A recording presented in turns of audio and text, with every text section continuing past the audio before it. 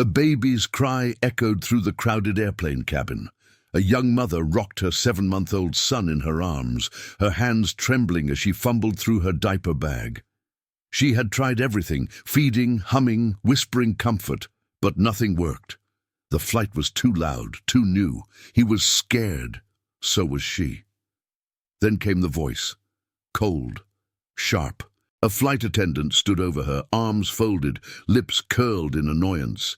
"This is an airplane, not a daycare. Control your child, or don't fly." The mother froze. Faces turned. Someone behind her scoffed. Another muttered, "Typical." Heat crawled up her neck. Her eyes burned, but she held back the tears for her son. And then something shifted. The man beside her looked up, quiet until now, calm, professional. He removed his glasses, closed his folder, and spoke in a voice that silenced the row.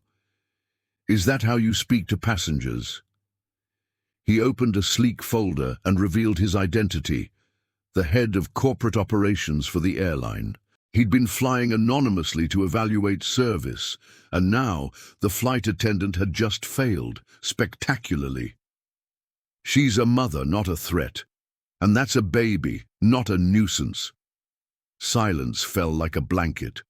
The flight attendant turned pale and quickly walked away. The mother stared in disbelief. Her baby had quieted.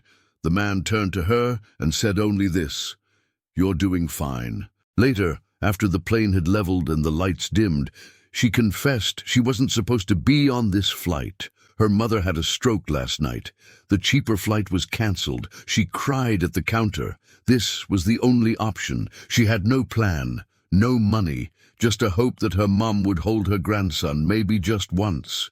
The man listened, then reached into his coat pocket and handed her a business card, a direct line, "If you need help getting back, anything."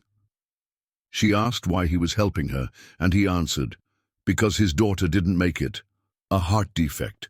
18 months ago. Since then, he'd avoided babies, avoided planes, until today. Kindness began to ripple. A different flight attendant brought her water, a blanket, even offered to hold the baby while she rested. No one glared anymore. No one whispered. By the time the plane landed, the airline had already removed the original flight attendant. A supervisor met her in the terminal with an apology, a voucher, and a check, $10,000. "It's not charity," the man said. "It's acknowledgement." That evening she stood by her mother's hospital bed. Machines beeped and tears ran down her face as she whispered, "This is Noah." Her mother smiled. Later, sitting outside the hospital, she got a call. "Did she smile?" the voice asked. "She did." "Check your email," he said. There, waiting, was a first-class voucher, unlimited luggage, no expiration, and a message. "You earned this seat, not because you cried, but because you kept flying anyway." She looked up at the sky, her baby asleep on her chest, and finally, she didn't feel small. She felt seen.